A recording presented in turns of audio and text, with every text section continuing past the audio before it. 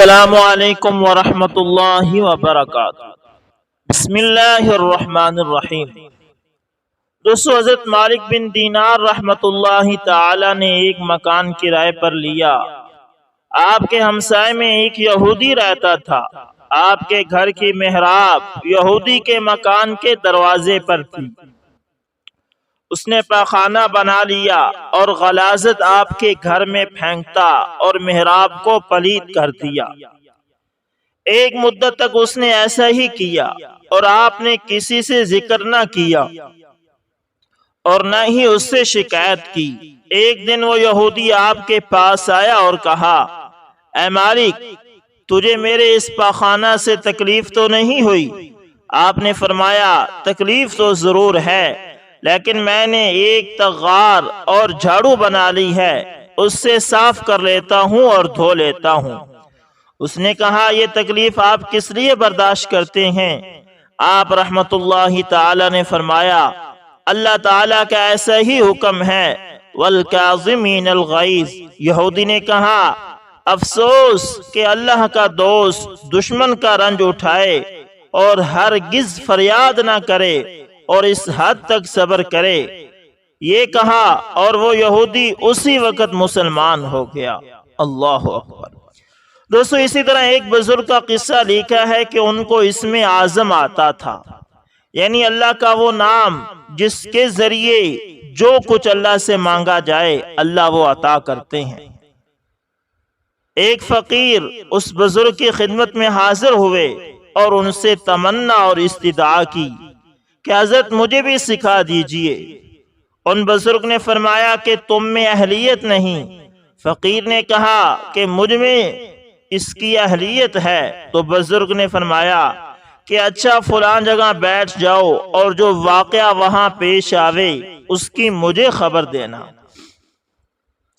فقیر اس جگہ گئے، دیکھا کہ ایک بوڑھا شخص گدے پر لکڑیاں لادے ہوئے آ رہا ہے۔ سامنے سے ایک سپاہی آیا جس نے اس بوڑھے کو مار پیٹ کی اور لکڑیاں چھین لی۔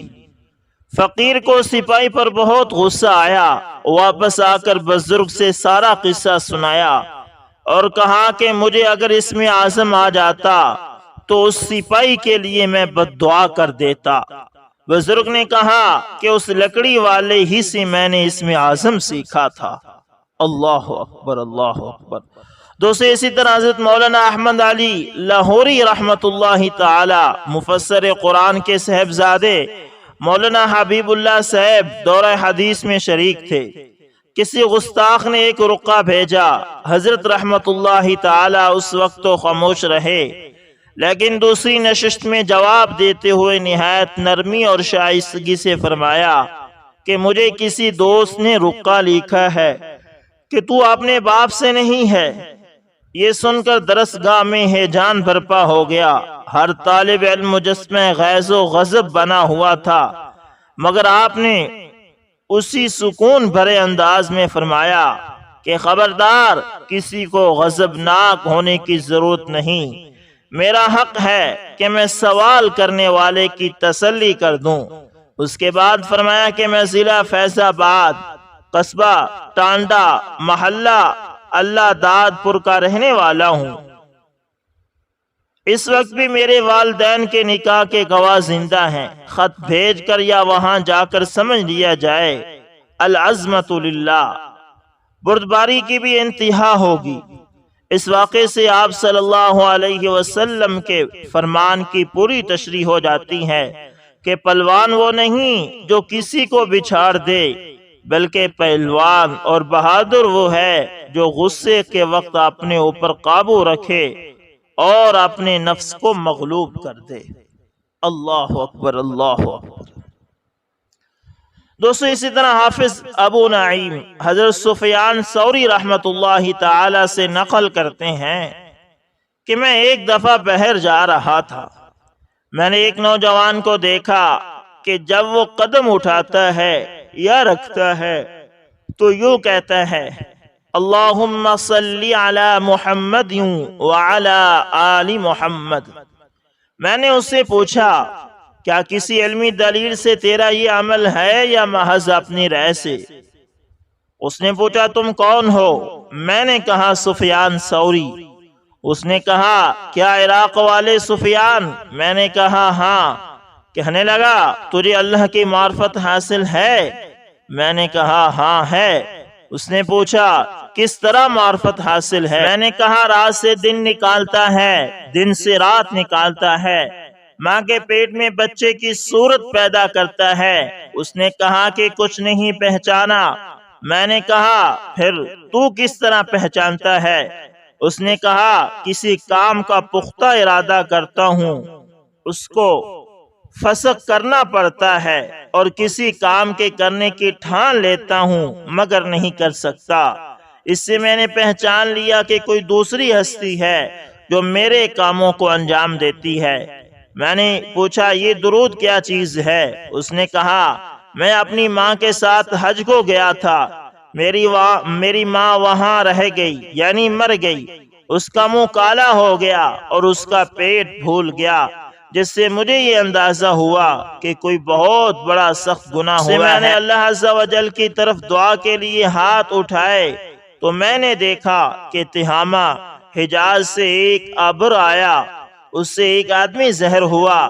اس نے اپنا مبارک ہاتھ میری ماں کے منہ پر پھیرا، جس سے وہ بالکل روشن ہو گیا، اور پیٹ پر ہاتھ پھیرا تو ورم بالکل جاتا رہا۔ میں نے ان سے عرض کیا کہ آپ کون ہیں کہ میری اور میری ماں کی مصیبت کو آپ نے دور کیا؟ انہوں نے فرمایا کہ میں تیرا نبی محمد صلی اللہ علیہ وسلم ہوں۔ میں نے عرض کیا مجھے کوئی وصیت کیجئے، تو آپ صلی اللہ علیہ وسلم نے فرمایا کہ جب کوئی قدم رکھا کریں یا اٹھایا کریں تو اللہم صلی علی محمد وعلی آل محمد پڑھا کریں۔ اللہ اکبر۔ دوستو اسی طرح وہ میری ہی نہیں بلکہ پورے محلے کی نانی تھی۔ ان کا گھر نانی کا گھر تھا۔ پوری گلی کے کسی بھی گھر میں کسی بھی بچے کو سالن پسند نہ آتا تو وہ بلا تکلف نانی کے گھر چلا آتا اور اسے خالی ہاتھ نہ لوٹایا جاتا۔ شام کے سائے جو ہی ڈلتے ان کے گھر قرآن پڑھنے والے بچوں کا تانتا بن جاتا، اور نانی بڑے مزے سے بچوں کو عربی قرآن پنجابی میں پڑھایا کرتی۔ ان کے گھر آنے والے بچوں نے نانی کے گھر کے سارے کام اپنے ذمے لے رکھے تھے۔ آنے والا ہر شاگرد چاہے وہ لڑکا ہو یا لڑکی پہلے اپنے حصے کا کام کرتا، پھر قرآن پڑھتا۔ چند لڑکیوں نے صفائی اپنے ذمے لے رکھی تھی، چند نے برتن دھونا، اور کچھ نے گھر کے دیگر چھوٹے موٹے کام۔ گھر سے باہر کے تمام کام لڑکوں کے ذمے تھے۔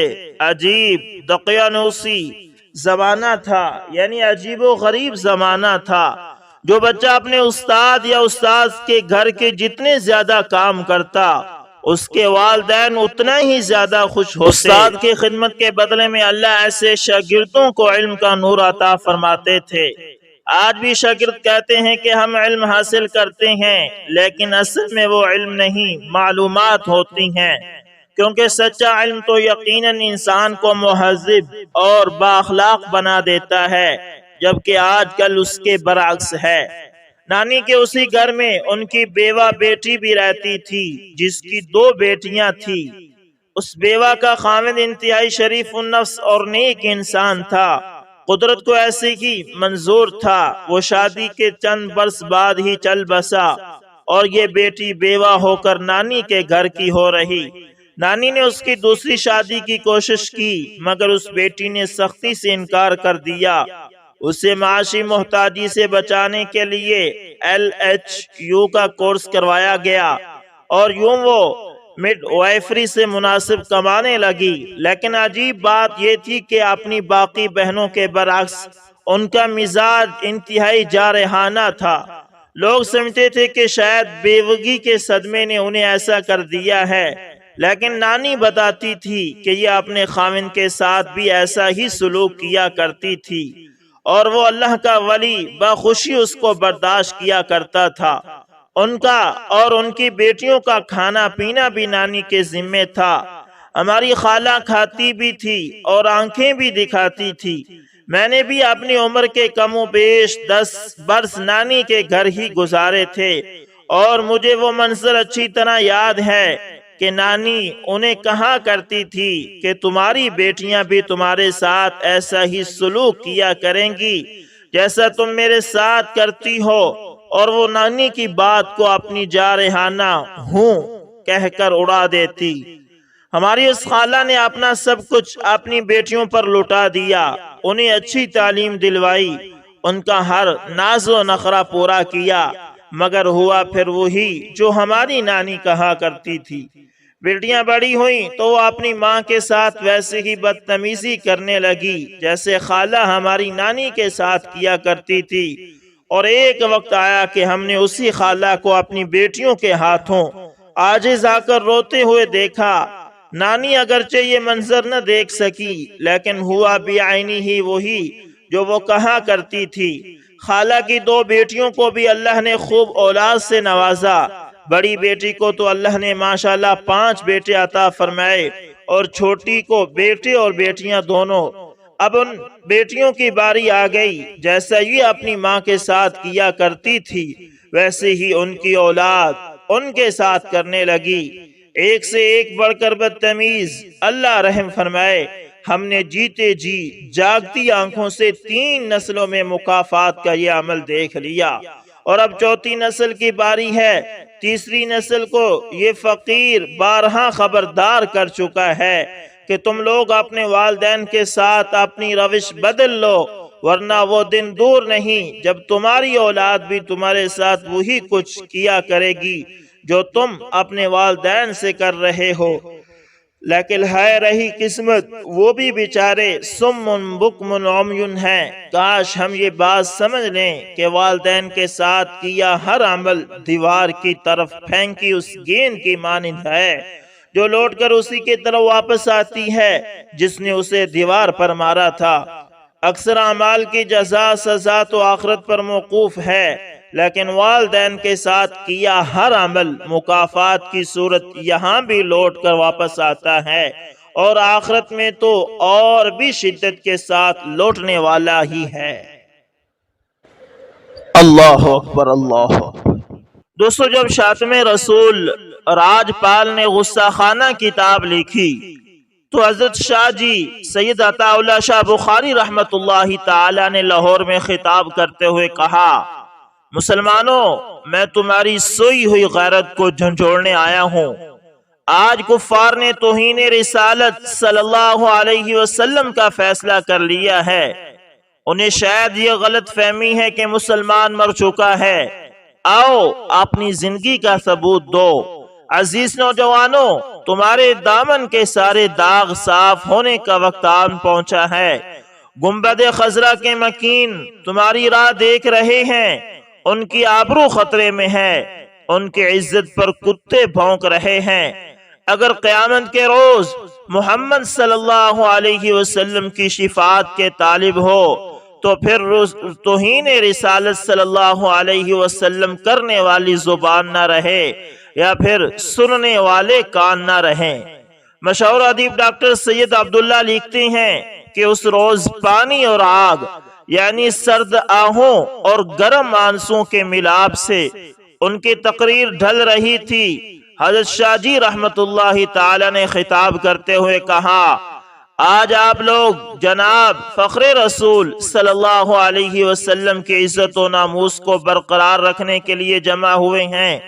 آج اس جلیل القدر ہستی کا وجود معرض خطرے میں ہے، جس کی دوئی ہوئی عزت پر تمام موجودات کو ناز ہے۔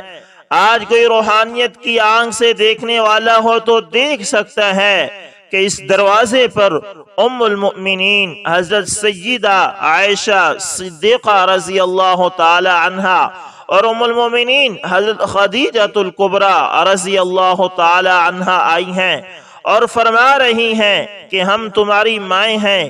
کیا تمہیں معلوم نہیں کہ کفار نے ہمیں گالیاں دی ہیں؟ ارے دیکھو، کہیں ام المؤمنین عائشہ دروازے پر تو نہیں کھڑی ہیں۔ یہ سن کر مجمع پلٹا، مسلمانوں میں کوہرام مچ گیا اور وہ دھاڑے مار مار کر رونے لگے۔ تمہاری محبت کا تو یہ عالم ہے کہ عام حالتوں میں کٹ مرتے ہو، لیکن کیا تمہیں معلوم نہیں کہ آج سبز گنبد خضرا میں رسول اللہ صلی اللہ علیہ وسلم تڑپ رہے ہیں؟ آج خدیجہ اور عائشہ پریشان ہیں۔ بتاؤ تمہارے دلوں میں ام المؤمنین کی کیا وقت ہے؟ آج ام المؤمنین عائشہ صدیقہ رضی اللہ تعالی عنہ تم سے اپنے حق کا مطالبہ کر رہی ہے۔ وہی عائشہ صدیقہ جنہیں رسول اللہ صلی اللہ علیہ وسلم حمیرہ کہا کرتے تھے، جنہوں نے سید صلی اللہ علیہ وسلم کی رحلت کے وقت مسواک چبا کر دی تھی۔ اگر تم خدیجہ اور عائشہ کے ناموس کی خاطر جانے دے دو تو کچھ کم فخر کی بات نہیں ہے۔ یاد رکھو جس روز یہ موت آئے گی پیام حیات لے کر آئے گی۔ اگر کچھ پاس رسالت مآب صلی اللہ علیہ وسلم ہے تو ناموس رسالت صلی اللہ علیہ وسلم کی حفاظت کرو۔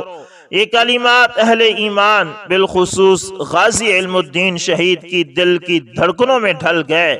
وہ اٹھے اور انہوں نے راجپال کا کام تمام کر دیا۔ اللہ اکبر، اللہ اکبر۔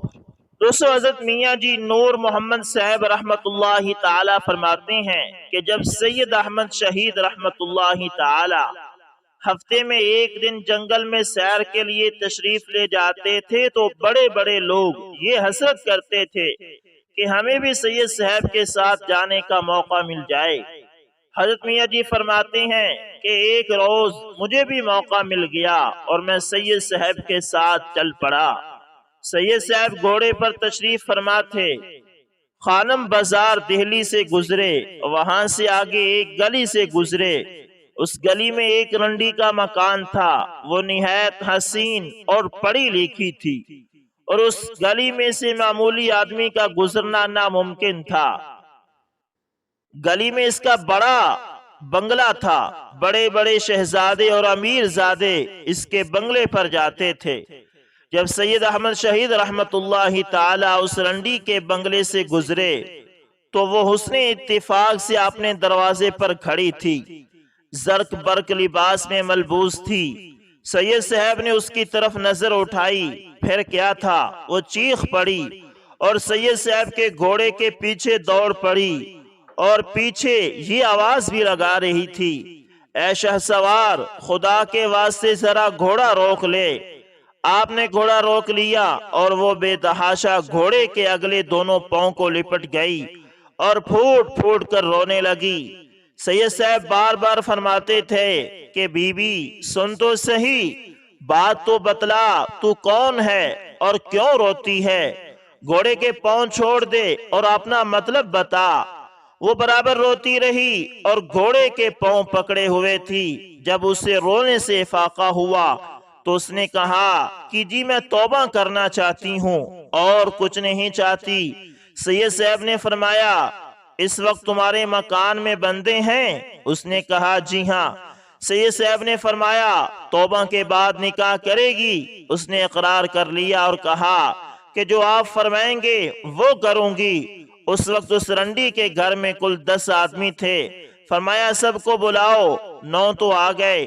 جس شان سے رونے کے ساتھ وہ رنڈی آئی تھی اس شان سے یہ لوگ بھی آ گئے اور رو رو کر سب توبہ تائب ہو گئے۔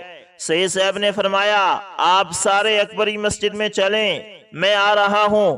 تھوڑی دیر کے بعد سید صاحب پہنچ گئے اور 9 بندوں میں سے ایک کے ساتھ اس کی شادی ہو گئی، نکاح بھی ہو گیا۔ سید صاحب نے مسکرا کر پوچھا بی بی اب کہاں جاؤ گی؟ بڑا پیارا جواب دیا، کہا کہ خاوند کے ساتھ ان کے گھر میں جاؤں گی۔ کسی نے کہا اپنے بنگلے پر نہیں جائے گی؟ کہا اس بنگلے پر لعنت بھیجتی ہوں، گناہ کے کاروبار سے اس کو بنایا تھا، اب اس سے نفرت ہو رہی ہے۔ یہ عورت اپنے خاوند کے ساتھ بالا کوٹ کے جہاد میں بھی گئی تھی۔ اکبری مسجد میں جو 9 بندے سید صاحب سے بیعت ہوئے تھے وہ سارے شہید ہو گئے، اور وہ خود مجاہدین کے گھوڑوں کی خدمت کرتی تھی، ان کے لیے چارہ وغیرہ بناتی تھی، حتیٰ کہ اس کے ہاتھوں میں نشان پڑ گئے۔ ایک مجاہد نے عذرائے تعجب پوچھا کہ بی بی اس وقت آپ خوش تھی کہ جب تمہاری خدمت کے لیے شہزادے موجود ہوتے تھے، یا اب اس حالت میں خوش ہو کہ اپنے ہاتھوں سے کام کرتی ہو؟ وہ مسکرائی اور فرمایا سامنے جو پہاڑی کھڑی ہے، خدا کی قسم اب میرے پاس ایمان و یقین الحمدللہ اتنا زیادہ ہے کہ اگر سامنے پہاڑی پر اپنا ایمان اور یقین رکھ دوں تو انشاءاللہ یہ پہاڑی بھی نیچے دب جائے گی اور میرے ایمان و یقین کے بوجھ کو نہیں اٹھا سکے گی۔ پھر فرمایا الحمدللہ اب سکون ہی سکون ہے، پہلے تو میں مصیبت میں تھی۔ تو دوستو یہ ہوتی ہے اللہ والوں کی نظر کہ ایک نظر سے ہی دل بدل جاتے ہیں۔ اللہ تعالیٰ سے دعا ہے کہ اللہ تعالیٰ ہمیشہ ہمیں اللہ والوں کا ساتھ عطا فرمائے۔ دوستو جتنا ہو سکے اللہ والوں کے ساتھ تعلق قائم کریں اور جتنا وقت مل سکے اللہ تعالیٰ اللہ والوں کی صحبت میں بیٹھا کریں، اس سے آپ پر بھی اللہ والوں کا رنگ چڑھے گا۔ دوستو امید کرتا ہوں ویڈیو اچھی لگی ہوگی، پسند آئے تو لائک شیئر کومنٹ لازمی کریں، اور اگر آپ ہمارے channel AS information TV پر نئے ہیں تو دوستو اس کو لازمی سبسکرائب کر لیں اور ساتھ میں بیل کے نشان کو دبانا نہ بھولنا تاکہ ہر نئی ویڈیو کا نوٹیفیکیشن آپ دوستوں تک پہنچتا رہے۔ دوستو ملتے ہیں کسی نیکسٹ اچھی سی ویڈیو کے اندر، تب تک کے لیے اللہ حافظ، جزاکم اللہ خیر۔